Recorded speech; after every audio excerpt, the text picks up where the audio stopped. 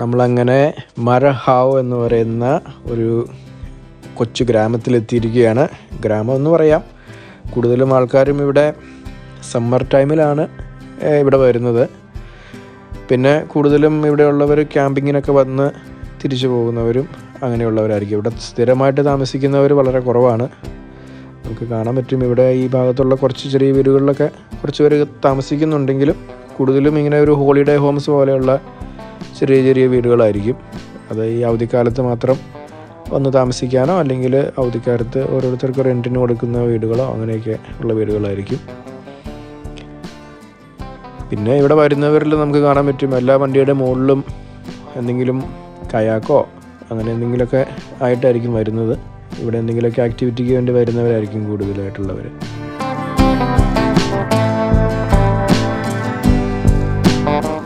എല്ലാ വീടിൻ്റെയും ഫ്രണ്ടിൽ തന്നെ ചെറിയൊരു വള്ളം ഉണ്ട്. ആ വെള്ളം അവിടെ വിൽപ്പനയ്ക്ക് വെച്ചേക്കുന്നതാണ്.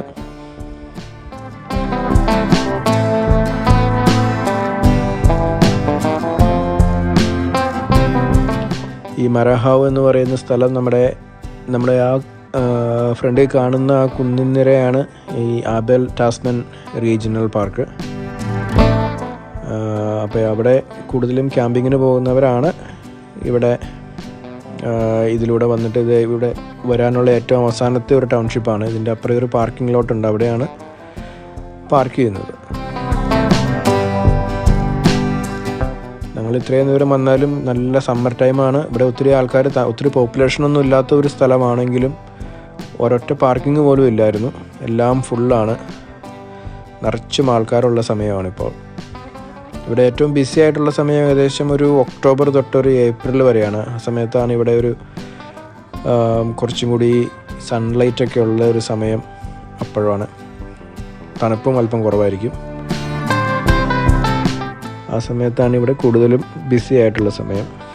നമ്മൾ വിൻ്റർ ടൈമിൽ വരുവാണെങ്കിൽ കുഴപ്പമൊന്നുമില്ല. അത്യാവശ്യം തണുപ്പുണ്ടാവും. പിന്നെ പെട്ടെന്ന് രാത്രി ഇരുട്ടാവും. ഡേ ലൈറ്റ് സമയം കുറവായിരിക്കും എന്നുണ്ട്. അഡ്വാൻറ്റേജ് എന്താണെന്ന് വെച്ച് കഴിഞ്ഞാൽ ഒത്തിരി ആൾക്കാരൊന്നും ഉണ്ടാകത്തില്ല. ഈ ഇൻസെക്ട്സിൻ്റെയൊക്കെ ശല്യം കുറവായിരിക്കും. ഈ ക്യാമ്പിങ്ങിനൊക്കെ പോകുമ്പോൾ ഇൻസെക്ട്സിൻ്റെയൊക്കെ ശല്യം കുറവായിരിക്കും. അങ്ങനെ ചെറിയ ചെറിയ അഡ്വാൻറ്റേജ് ഉണ്ട്. പിന്നെ ഈ തിരക്ക് കുറവായിരിക്കും. ബുക്കിംഗ് ഒക്കെ കിട്ടാൻ എളുപ്പമുണ്ടാവും. അങ്ങനെ ഇങ്ങനെ പോകുമ്പോൾ നമുക്കിങ്ങനെ ഇടയ്ക്ക് ഈ ചില വീടുകളുടെയൊക്കെ ഫ്രണ്ടിൽ ഇങ്ങനെ ചെറിയൊരു സ്റ്റാൻഡ് ഉണ്ടാക്കിയിട്ടുണ്ടാവും. അപ്പോൾ അവിടെയുള്ള ഫാമിലുള്ള സാധനങ്ങൾ ചെറിയൊരു കട പോലെ വെച്ചിട്ടുണ്ട്. അവിടെ ആരും മനുഷ്യരൊന്നും കാണത്തില്ല. അവിടെ സാധനങ്ങളൊക്കെ ഇങ്ങനെ വെച്ചിട്ടുണ്ടാവും. അതിൻ്റെ പ്രൈസ് അവിടെ പറഞ്ഞിട്ടുണ്ടാവും. അപ്പോൾ ആൾക്കാർക്ക് എന്തെങ്കിലും വേണമെങ്കിൽ ആ സാധനം എടുക്കുക, പ്രൈസ് അവിടെ ചെറിയൊരു ഭരണി വെച്ചിട്ടുണ്ടാവും, അതിനകത്ത് ഇടുക, പോവുക. ഇവിടെ ഒരെണ്ണം വേറെ ഒരെണ്ണം വെച്ചിട്ടുണ്ട്. അങ്ങനെ ഇവിടെ ഈ ഭാഗത്തുള്ള മിക്കവാറും ഫാമിൻ്റെയൊക്കെ ഫ്രണ്ടിൽ ഇതുപോലെ ചെറിയ ചെറിയ സ്റ്റോൾസ് കാണാൻ പറ്റും. കൂടുതലും വണ്ടികളും എല്ലാം ഓരോ ആക്ടിവിറ്റി ആയിട്ട് പോകുന്നവരാണ്. കയാക്ക് കൊണ്ടുപോകുന്ന വണ്ടികൾ അല്ലെങ്കിൽ ബോട്ട്, വാട്ടർ സ്പോർട്സ് കൂടുതലും ഇവിടെയുണ്ട്. കൈറ്റ് സർഫിങ്ങും അങ്ങനെ അത്യാവശ്യം നല്ല കാറ്റുള്ള സ്ഥലമാണ് ഇവിടെ. കൈറ്റ് സർഫിങ്ങിനൊക്കെ നല്ല സ്കോപ്പുണ്ട് ഇവിടുത്തെ വെള്ളത്തിലൊക്കെ. സെയിലിങ് അതുപോലെയൊക്കെ.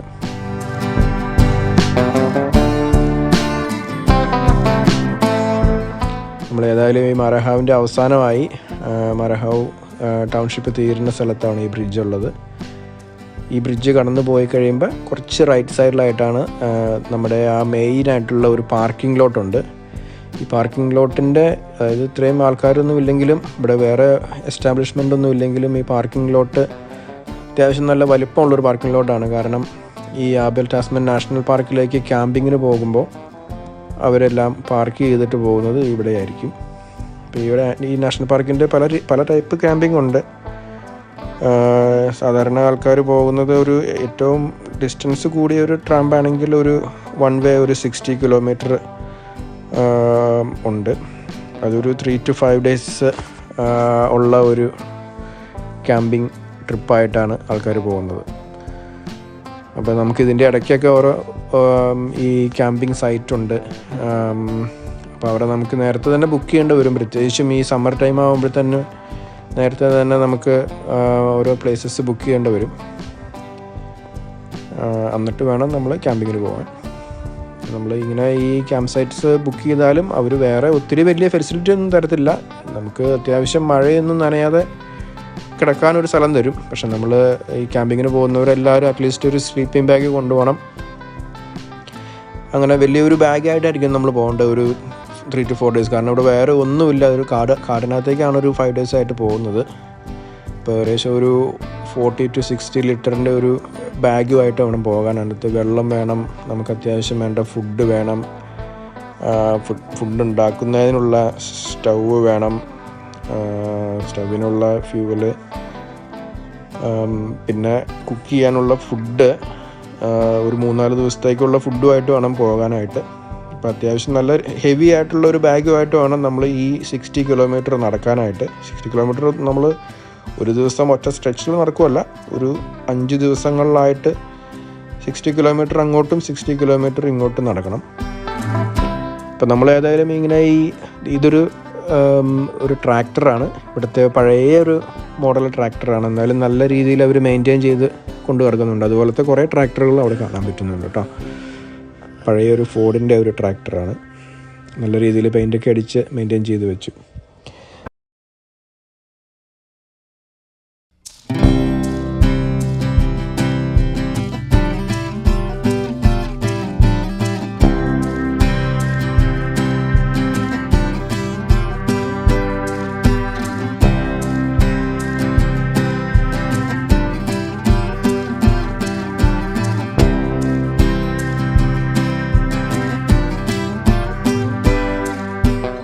നമുക്ക് ഏതായാലും വീണ്ടും നമുക്ക് ക്യാമ്പിംഗ് വിശേഷങ്ങളിലേക്ക് വരാം. നമ്മളേതായാലും ഇങ്ങനെ ക്യാമ്പിങ്ങിനൊക്കെ പോകുമ്പോൾ ഏതായാലും ഇത്രയും നല്ല രീതിയിലുള്ള ഒരു ബാക്ക് പാക്കുമായിട്ട് വേണം പോകാൻ. നമ്മൾ പിന്നെ ഫുഡ് കൊണ്ടുപോകുമ്പോഴാണെങ്കിലും നമ്മൾ അത്യാവശ്യം ഒത്തിരി പെട്ടെന്നൊന്നും കേടാവില്ലാത്ത രീതിയിൽ ഉള്ള ഫുഡ് വേണം കൊണ്ടുപോകാനായിട്ട്. എന്നാൽ പെട്ടെന്ന് കുക്ക് ചെയ്യാവുന്ന രീതിയിലും എന്നാൽ അത്യാവശ്യം നല്ല രീതിയിലുള്ള എനർജി തരുന്ന ടൈപ്പ് ഫുഡുകൾ വേണം നമ്മൾ കൊണ്ടുപോകാനായിട്ട്.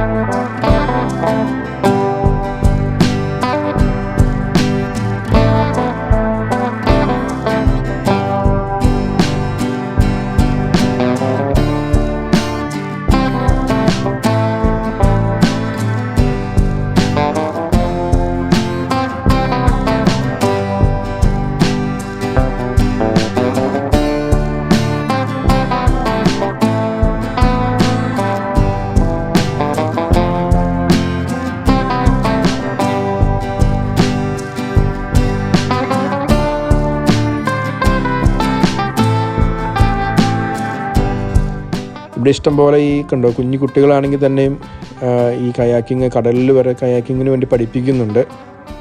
ഏകദേശം ഇവിടെ ഒരു 11-12 വയസ്സുള്ള പിള്ളേരെ സെയിലിങ്ങിനൊക്കെ വിടുന്നുണ്ട് ഇവർ, പ്രാക്ടീസിങ്ങും പിന്നെ അവരുടെ തന്നെ സെയിലിംഗ് കോമ്പറ്റീഷനും കാര്യങ്ങളൊക്കെ ഈ ഭാഗത്ത് നടക്കുന്നുണ്ട്.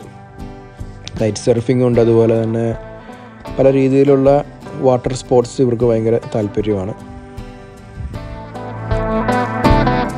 പിന്നെ നമ്മൾ ട്രാമ്പിങ്ങിന് പോകുമ്പോൾ ഉറപ്പായിട്ടും നമ്മൾ പോകുന്നതിന് മുമ്പ് ഇവിടെ ഇൻഫർമേഷനൊക്കെ കൊടുക്കേണ്ടി വരും.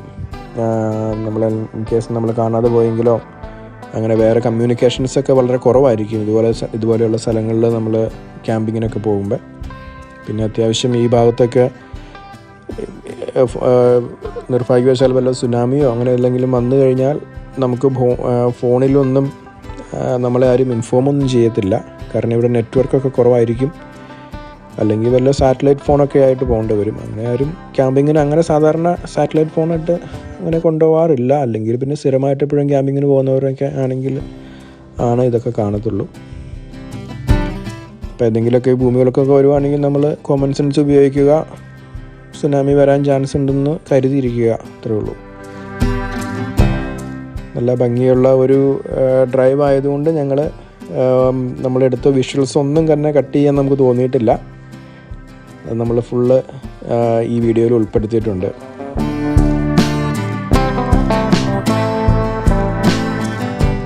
നമുക്ക് കാണാം അത്യാവശ്യം കുട്ടികളായിരിക്കും, ഒത്തിരി വലിയ പ്രായമില്ലാത്തവർ ആൾക്കാരാണ് കൂടുതലും ഇവിടെ ഈ വെള്ളത്തിൽ പ്രാക്ടീസ് ചെയ്യുന്നത്.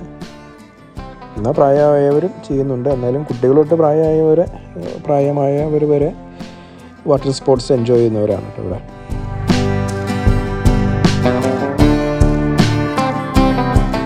പിന്നെ നമ്മൾ ഈ കറക്റ്റ് നല്ല സണ്ണ് ഉള്ള സ്ഥലത്ത് പോകുമ്പോൾ നല്ല രീതിയിൽ സൂര്യപ്രകാശം അടിക്കാൻ ചാൻസ് ഉണ്ട്. നമ്മൾ സൺസ്ക്രീനൊക്കെ പ്രത്യേകിച്ച് ഇവിടെ ഉപയോഗിക്കണം. കാരണം ഇവിടുത്തെ എയർ ഭയങ്കര ക്ലിയർ ആയതുകൊണ്ട് പെട്ടെന്ന് നമുക്ക് സൺബേൺ ഉണ്ടാവാൻ ചാൻസ് ഉണ്ട്.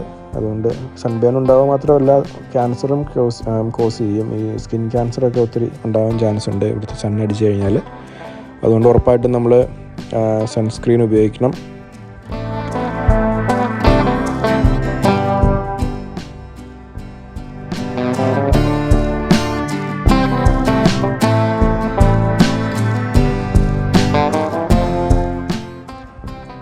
ഏതായാലും മരഹാവിൻ്റെ വിശേഷങ്ങൾ എല്ലാവർക്കും ഇഷ്ടപ്പെട്ടു എന്ന് വിചാരിക്കുന്നു.